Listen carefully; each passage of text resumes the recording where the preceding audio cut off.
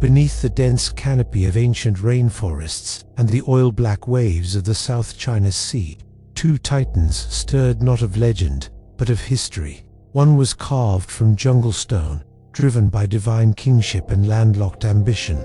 The other rode the currents, born of islands and tides, shrouded in incense and salt. This was no border skirmish, it was a war of worlds. The Khmer Empire, rising from the floodplains of the Mekong, built monuments that scraped the skies, but their gaze soon turned south, toward the trade winds and treasure-laden archipelago. Srivijaya, the elusive maritime realm of Sumatra, answered not with walls, but with waves, cloaked fleets, and sacred fire. Their conflict spanned centuries, cloaked in myth and drowned in monsoon rains. From shadowy ports to war-soaked coasts, from burning monasteries to whispered prayers in the dark, the struggle rewrote the fate of Southeast Asia. Few records survive intact, yet the bones remain of temples, of kings, of empires lost beneath the roots of banyan trees. This is not a tale of glory, it is a tale of obsession, betrayal, and the silence that comes when the drums of empire finally fall quiet. Part 1. Ghosts Beneath the Jungle Canopy. It began not with swords, but with silence, a silence that rolled in with the monsoon, heavy with the scent of wet earth, sandalwood, and decay. Beneath the green-black canopy of Cambodia's lowland forests, the Khmer Empire stirred, its heart beating in stone temples and rice fields, in the sacred geometry of Angkor Wat, and in the breathless ambition of kings who believed they were gods. To the south, beyond the reaches of jungle and mountain, across the steaming straits and serpent-shaped coastlines, another empire moved like smoke, the thalassocratic kingdom of Srivijaya. Born in the shadow of Sumatra's volcanoes, Srivijaya did not build its power with roads or walls, but with wind.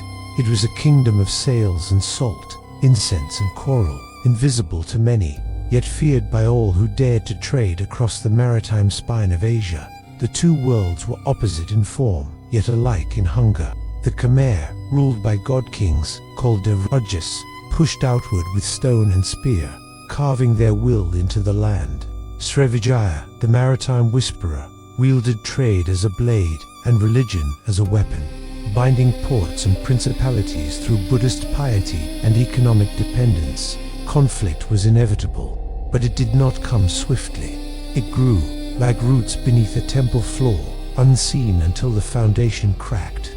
In the 8th century, Srivijaya controlled the Strait of Malacca, the lifeline of Asia's trade.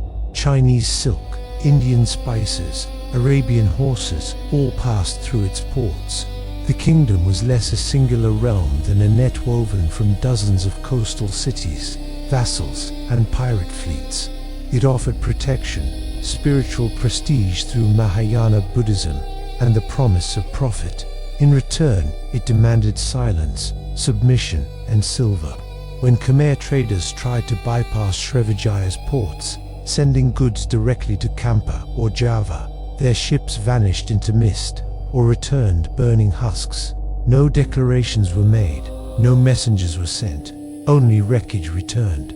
The Khmer court understood the message. They watched with unease as Srivijayan monks and traders infiltrated the Mekong Delta, not with armies, but with gold-leaf scriptures and saffron robes.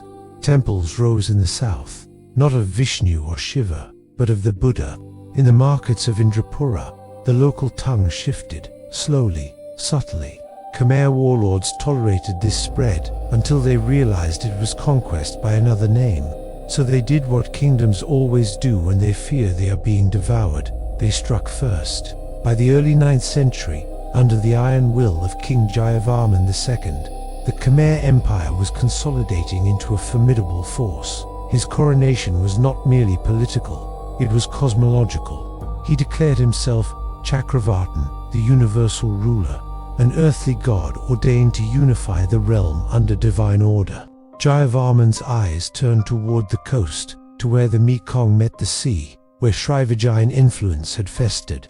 The southern delta, rich in fish, salt, and trade, had once been Khmer. Now, it bore foreign scripts and foreign gods.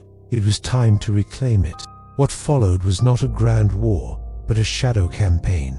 Khmer soldiers, hardened from jungle campaigns and drought-fueled rebellions, marched south in silence. They wore tiger hides and smeared ash on their faces. They burned monasteries at night, raised outposts by morning, and left warnings nailed to trees in old Sanskrit. The gods have returned. But Srivijaya did not answer with infantry. It answered with water. Fleets descended from the coasts of the Malay Peninsula, long canoes bristling with archers, blades shaped like fish fins, and sorcerers who painted their faces in crushed bone. They attacked the Khmer from the rivers, vanishing before the jungle could close in around them. Khmer forts, built for siege warfare and elephant charges, were useless against amphibious assaults. Villages in the delta burned with no enemy in sight. What made Srivijaya so dangerous was not its size, but its invisibility. It had no capital that Khmer spies could reach. Palembang, its sacred city, was hidden behind mangroves and shifting sands. Its king, the Maharaja, ruled from the shadows, cloaked in alliances and trade guilds that answered only to him. While Khmer commanders sought open battle, Srivijaya turned the region's waters into a maze of betrayal. Local chiefs were bribed, supply lines were sabotaged, monks were weaponized. One village would convert to Buddhism and offer no resistance, only for its neighbors to do the same the next week. Slowly, southern Cambodia slipped from Khmer control, not by force, but by acquiescence. Inside the stone walls of Angkor Bore, Jayavarman's successors fumed. Grand temples were still being built, but their gods were watching a coastline they no longer ruled. The empire's core remained strong. Angkor Tome's moats shimmered like mirrors, and the face tower stared down centuries, but the south bled. Khmer engineers redirected rivers, trying to strangle the delta into obedience. They drained swamps, burned mangroves, built fortresses atop holy ground, but nothing could hold back the tide. In the 10th century, under the reign of King Rajendravarman II, the Khmer Empire struck again, this time pushing their influence deep into the northern Malay Peninsula. They allied with discontented port cities eager to escape Srivijaya's grip. Trade routes were rerouted inland. Temples were built in enemy territory. A new network of inland trade, protected by Khmer swords and sacred geometry, emerged. Srivijaya responded with fire. Ports that had once prospered were blockaded. Entire coastal towns vanished, their names lost to the sea. Yet even in conflict, culture flowed like blood between wounds. Srivijayan art, once alien to the Khmer court, began to appear in palace carvings. Khmer architects borrowed the curving stupas of Srivijaya, while Srivijayan ships adopted Khmer bronze plating. Dancers in Angkor wore Srivijayan silks. Poets in Palembang whispered Khmer meter. It was a strange fusion, a war fought with fire and steel, yet stitched together with ritual and beauty.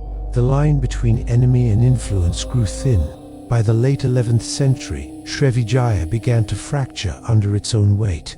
Internal rebellions, the rise of rival ports like Kedah and Jambi, and the growing power of the Chola Empire from India began to tear holes in its maritime net.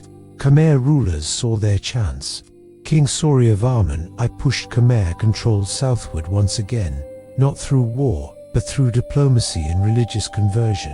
Buddhist missions were sent to newly independent ports, not as conquerors, but as protectors. Srivijaya's old allies found new gods, new trade, new rulers, and with every temple raised in Khmer style, the Empire of Stone reached further into the sea. But Srivijaya did not die quietly. Its final kings, desperate to retain their maritime crown, turned to piracy and proxy warfare. The Gulf of Thailand became a graveyard of ships. Khmer convoys were attacked by ghost fleets, their hulls pierced by fire arrows, their crews slaughtered or enslaved. Angkor responded with terror of its own, sending death squads into coastal jungles, torching villages that had once flown the Srivijayan banner. Neither side won, but both bled. In the dark of the mangroves, among the ruins of monasteries and the burnt-out shells of ports. The last echoes of this shadow war faded. Srivijaya, once the master of seas, dissolved into legend. The Khmer Empire, victorious yet wounded, turned its gaze westward. The tide had shifted, but the scars remained, etched in stone and salt and silence.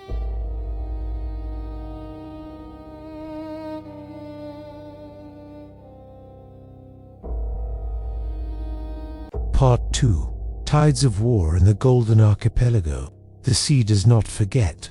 Long after empires fall and thrones are swallowed by jungle, the tides still carry their ghosts. In the waters between Sumatra, the Malay Peninsula, and the jagged coastlines of Cambodia, the struggle between Khmer and Srivijaya did not end with fire. It faded into the surf, into memory, into myth. But for those who lived through it, there was no forgetting. The 12th century opened with both empires changed. Srivijaya, once a proud maritime leviathan, now limped through history with fractured limbs. Palembang had been sacked by the Cholas of southern India. The trade routes that had once pulsed with Chinese silks and Arabian glass were now clogged by rivals. Javanese kingdoms to the east, Muslim traders to the west, and a Khmer empire that had begun to stretch its arms into the archipelago, like a banyan strangling the ruins of its enemies.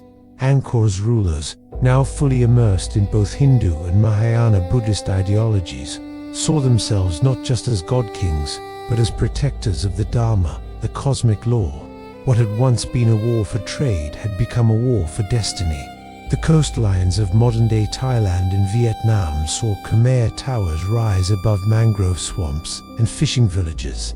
Statues of Avalokiteshvara, the bodhisattva of compassion, stared down narrow estuaries where Srivijayan ships once reigned. But the sea is not easily tamed. The Srivijayan response was not in armies. Those were spent. Instead, they wove a new strategy from the fabric of faith, rebellion, and maritime cunning. In port cities like Tamberlenga and Lankasuka, Srivijaya-backed warlords rose under banners dipped in saffron and blood. These city-states were nominally Buddhist, but their loyalty was to gold. Pirates flew temple flags, claiming divine mission as they raided Khmer outposts. Foreign mercenaries arrived from Java and Bengal, blending into the fabric of coastal warfare. The lines blurred. Khmer governors found themselves hunted not by imperial navies, but by monkston saboteurs and traders turned assassins. To the people living in the tidal flats and estuarine villages, the war became part of the natural order. Children learned to sleep lightly during monsoon season, for that was when the boats came. Fishermen painted protective mantras on their hulls. Mothers burned incense to both Vishnu and the Buddha, unsure which god would shield them that year. In the Mekong Delta, markets buzzed with rumors of new invasions, new alliances, new betrayals. No one trusted the tides anymore. King Jayavarman Tujuan, of the Khmer Empire's most legendary rulers, would rise in this age of chaos. Crowned after a period of internal turmoil, he was a warrior monk, a builder of sanctuaries, and a breaker of chains. Under his reign, Angkor was reborn in stone and flame. The Bayan temple, with its serene yet imposing faces, was carved not just as an offering to the gods, but as a warning to enemies. He expanded the empire farther than any king before him, pushing Khmer influence into Laos, Vietnam, and deep into the northern reaches of the Malay world. But Jayavarman VII was no mere conqueror. He saw the chaos in the south and understood that brute force alone would never tame the sea. So he unleashed both sword and scripture. Monks traveled with soldiers. Roads were built, not just inland, but toward the coast. Hospitals were established along pilgrimage routes. Srivijaya's strength had always been its blend of commerce and religion. Jayavarman matched it, and then surpassed it. His empire offered not just trade, but healing. Not just temples, but transcendence. He cast the Khmer, not as overlords, but as liberators. Yet power breeds resistance. In the southern isles, whispers of resistance became roars. The ancient Srivijayan court, fragmented and battered, reformed in secret, a network of exiled princes, sea captains, and monks calling themselves the Veil of the Dharma. They believed Srivijaya had not fallen, but hidden, waiting for the right moment to rise. Their goal was not to restore the old empire. It was to burn down the new one. The Gulf of Siam turned red. Khmer merchant ships vanished. Forts were found abandoned, their garrisons slaughtered to a man. In Kedah and Patani, riots erupted in cities under Khmer control. Religious relics were stolen, temples defaced. In the Bayan, a statue of Loksvara was found with its face chiseled off, replaced with the scratched image of a crease blade. Jayavarman, the seventh, responded with fire. Naval patrols were doubled. Coastal cities were purged of Srivijayan loyalists, but the damage was done. For all its splendor, the Khmer Empire was bleeding from its edges. Disease crept in with returning troops. Famines struck inland provinces as trade routes faltered.